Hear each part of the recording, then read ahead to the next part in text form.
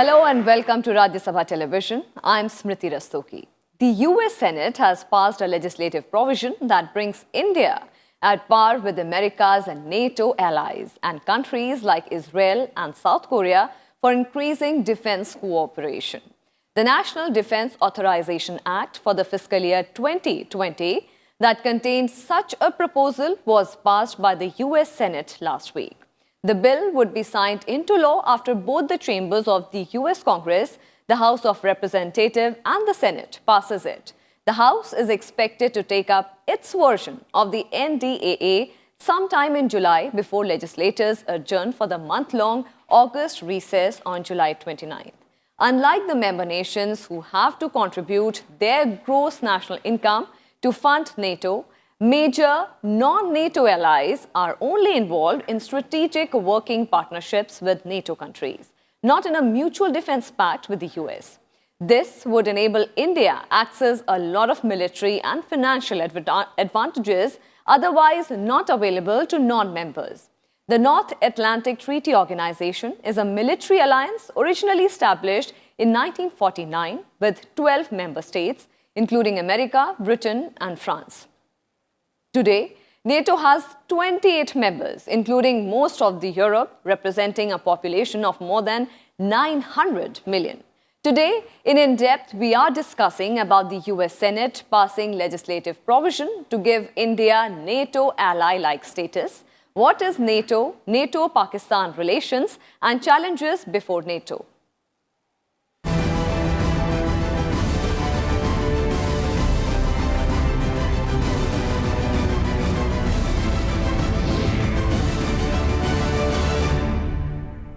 In a big boost to India on the international platform, US Senate has passed legislative provision to give India NATO ally-like status.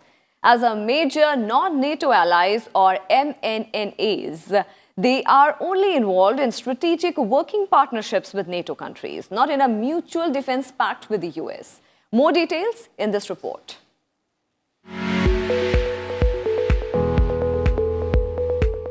The US Senate passed a legislative provision that brings India to the level of a NATO ally. In effect, the legislation provides for increased US-India defense cooperation in the Indian Ocean in the areas of humanitarian assistance, counter-terrorism, counter-piracy, and maritime security. In terms of defense cooperation, the new development will put US relations with India on the same level as its ties with countries like Israel and South Korea. The proposal to elevate India to a NATO ally-like status came in the National Defense Authorization Act or NDAA for the fiscal year 2020. The US Senate passed the law last week. The bill will be signed into law after the chamber of the US Congress. The House of Representatives also passes it. The House is expected to take up its version of the NDAA sometime in July before legislators adjourn for a month-long August recess on July 29th. NATO ally-like status basically means that India is not a part of NATO, but you are getting a status which is almost close to that. And in the US-India relationship context, that's a very important thing because given the India-US defense trajectory, I think it's very important for India to get a status something like Israel has today. And it will also make it easier for India now to do more defense deals with the US. We've seen in the last few years how the India-US relationship has really gone up, especially in defense terms. So this is a very important step for India and the US relationship. And I also feel for the United States, this is a statement of faith and trust in India. The designation makes India eligible for entry in cooperative research and development projects with the US Defense Department on a shared cost basis. It also allows India to take part in certain counter-terrorism initiatives. Further, India can purchase depleted uranium anti-tank rounds, expect delivery of ships on priority. It is also entitled to military rations on priority and possess war reserve stocks of DoD-owned equipment kept outside American military bases. India will also be able to take equipment and research material for development projects as loans, use American financing to purchase or lease certain defense equipment, and receive expedited export processing of space technology. Significantly, the US in 2017 downgraded Pakistan's status for harboring of Osama bin Laden and financing of terror. It also suspended $1.66 billion worth of military aid. What a NATO ally-like status would mean is that a country which is not a formal alliance partner, which has not really signed the document making itself part of the alliance structure, but the member states and in particular the US is willing to give it most of the rights that are bestowed on a NATO member. So it is in some ways a very significant departure for the US and also a recognition of India's growing centrality in the US scheme of things. Compared to member nations who have to fund NATO, major non-NATO allies are only involved in strategic working partnership with NATO countries. This will enable India access to a lot of military and financial advantages that are otherwise not available to non-members. NATO allies would sign the document, would be formally a part of the North Atlantic Treaty Organization's structure. Whereas if you are a non-NATO NATO ally-like status, if you have that, then basically India is under no obligation to be part of a collective defense arrangement. Because what is an alliance structure? It's one for all and all for one. So if any country within the NATO member state is attacked, then all other countries are obligated to support that country. In this case, India will not be obligated to support any of the policy endeavors of NATO, but India would get a number of major rights that come with the association with NATO. The US recognized India as a major defense partner in 2016. This designation allows India to buy more advanced and sensitive technologies from America at par with that of the US closest allies and partners. It also ensures enduring cooperation in the future. New Delhi is one of the top buyers of the US military hardware and a major partner of the US in Asia. Bureau Report, Rajya Sabha TV.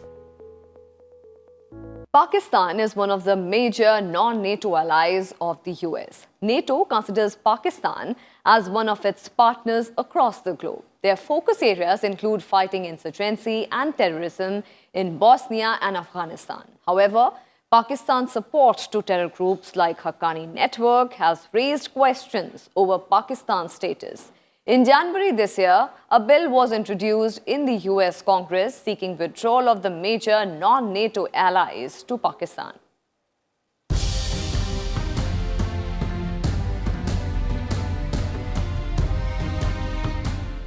In March 2004, the Bush administration made an announcement designating Pakistan as a major non-NATO ally of the US. This is a designation given by the US government to close allies that have strategic working relationships with the armed forces but are not members of the North Atlantic Treaty Organization. NATO considers Pakistan as one of its partners across the globe with whom it cooperates on an individual basis. Mutual understanding and cooperation between Pakistan and NATO has been focused on several areas. These include fighting insurgency and terrorism in Bosnia and Afghanistan, military cooperation, and transportation and logistics operations support to Afghanistan. There have been several military collaborations between NATO and Pakistan as well.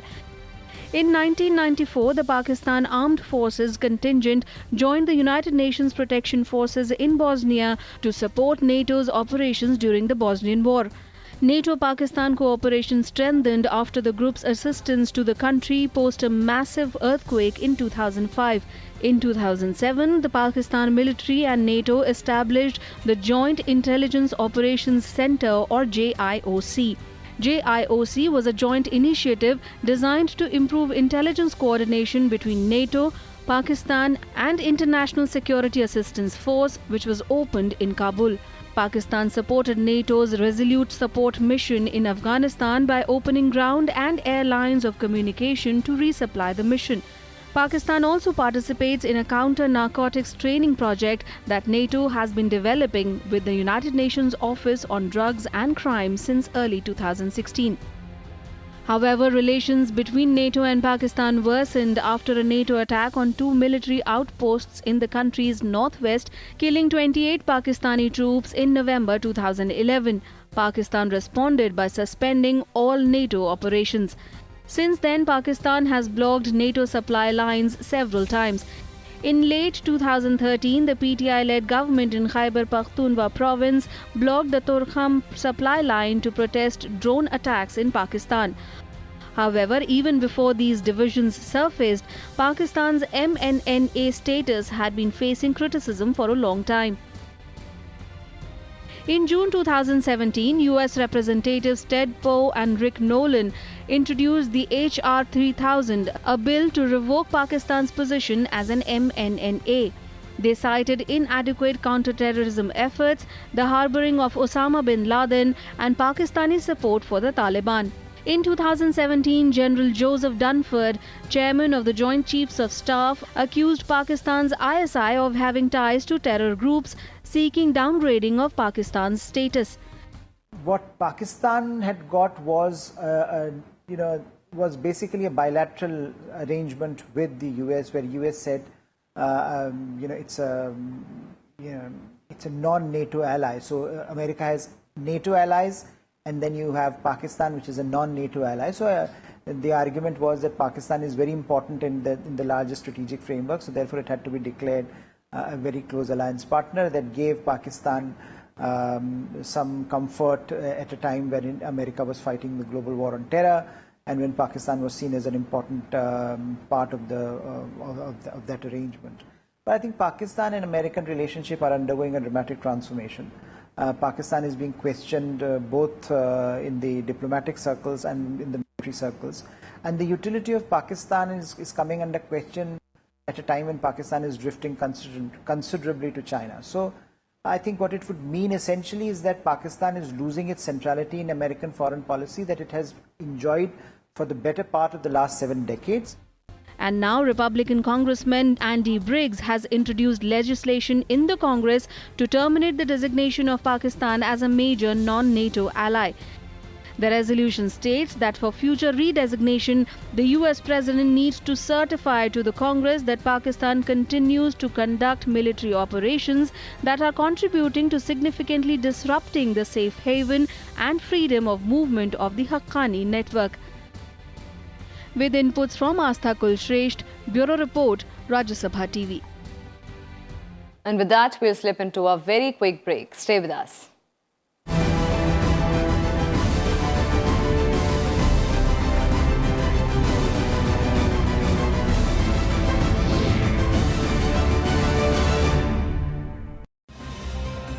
Watch Budget Special with me at 7 p.m. on Rajya Sabha TV.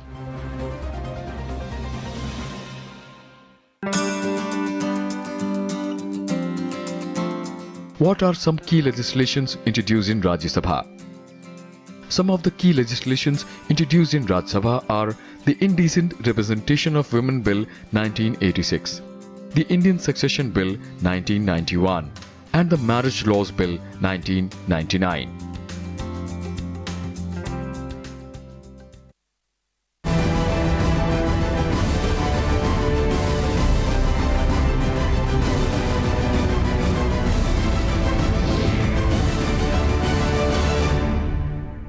Welcome back. The North Atlantic Treaty Organization is a military alliance originally established in 1949 with 12 member states, including America, Britain, and France.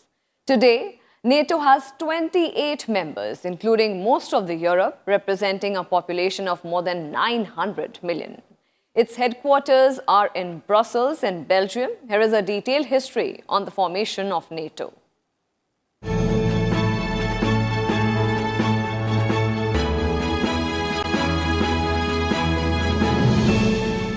On 4th April 1949, 12 countries signed the North Atlantic Treaty. Their union was known as the North Atlantic Treaty Organization, or NATO. The 12 NATO signatories were Norway, Denmark, the Netherlands, Belgium, Luxembourg, France, Italy, Portugal, the United Kingdom, Iceland, Canada, and the United States. NATO was formed to counter the threat of post-war communist expansion as the Soviet Union sought to extend its influence in Europe. NATO was the first peacetime military alliance that the United States entered into outside the Western Hemisphere. NATO's aims have been to safeguard the freedom, common heritage and civilization of its members by promoting stability and well-being in the North Atlantic area. Well, NATO, the North Atlantic Treaty Organization, is a Cold War era alliance structure that was created in 1949, basically to ward off the challenge from the then Soviet Union. So it is the world's preeminent alliance organization, alliance structure, and one of the most powerful, given that it brings together some of the best militaries in the world, basically a Western alliance structure, and it is led by in some ways by the US, but it incorporates most of Western Europe. In addition to the original 12 countries, the organization included Greece and Turkey in 1952 and West Germany in 1955. Militarily, the alliance has always been dominated by the United States. In retaliation to NATO in 1955, the Soviet Union created a counter-alliance. Called the Warsaw Project, its rivalry with NATO set the tone for the Cold War era. Then Warsaw Pact was dissolved after the breakup of the USSR in 1991. A few years later, the Czech Republic, Hungary and Poland, that were former Warsaw Pact countries, entered NATO in 1999. In 2004, Estonia, Latvia and Lithuania, that were all republics of erstwhile USSR, along with Slovenia, Slovakia, Bulgaria and Romania, were welcomed as NATO members. Bosnia, Montenegro and Serbia also joined NATO's Partnership for Peace program, a first step towards membership. In 2008, Albania and Croatia were also invited to join NATO. NATO allies are all most of the Western European countries are part of the NATO alliance structure. After the Cold War, NATO has moved towards East, where you have countries like Czech Republic, Poland, etc. joining it after the Cold War. The stated purpose of NATO, as given in Article 5 of the agreement, is that if any of its ally is a victim of an armed attack, each and every other member of the alliance will consider it as an act of violence. NATO countries will see it as an armed attack against all members and take action to assist the attacked ally. The agreement thus binds America to defend Europe whenever it is under attack. This pledge is made still more formidable by the fact that America possesses the second biggest arsenal of nuclear weapons in the world. On 12 September 2001, in the wake of the 9/11 attacks and for the first time in NATO's history, allies invoked the principle of Article 5. Each NATO country has to pay a certain amount into the NATO budget based on an agreed formula.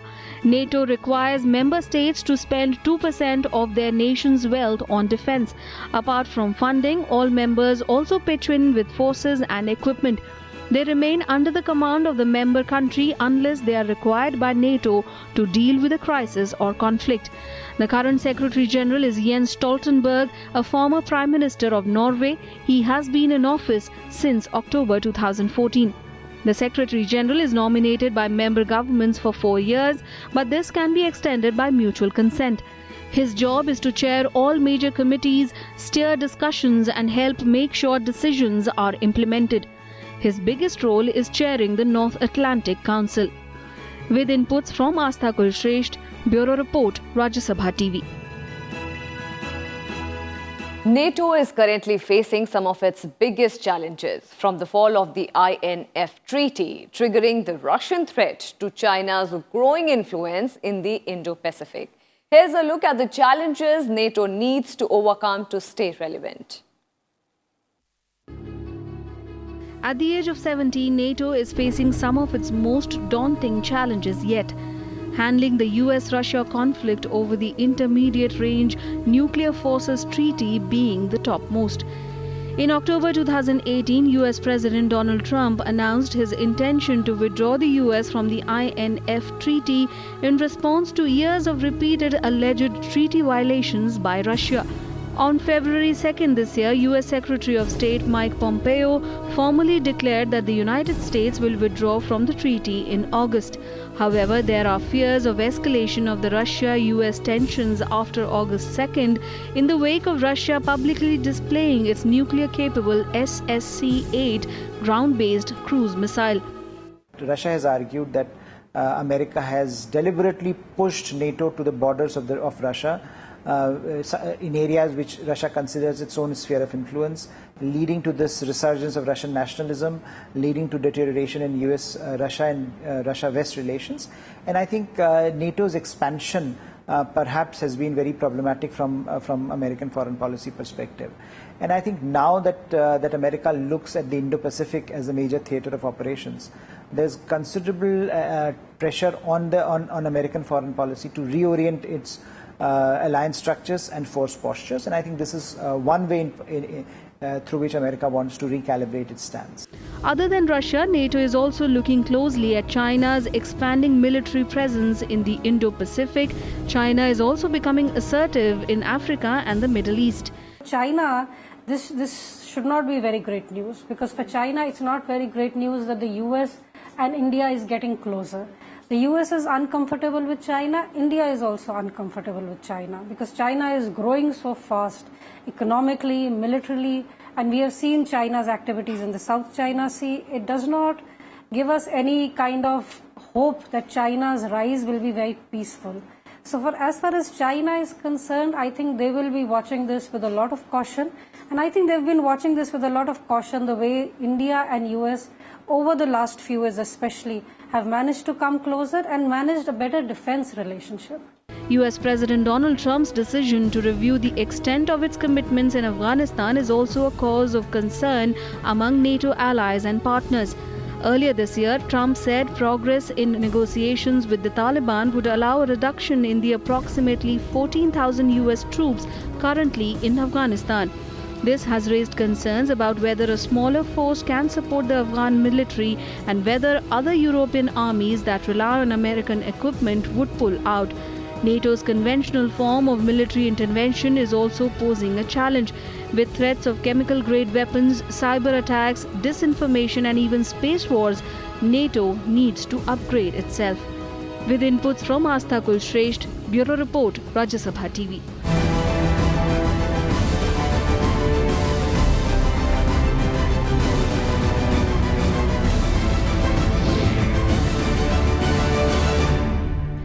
And with that, it's a wrap on this edition of In Depth. We will be back same time tomorrow with a focus on some other subject. You can also watch our program online on YouTube and Twitter. And don't forget to send your valuable feedback and suggestions about our program. Thank you for your time.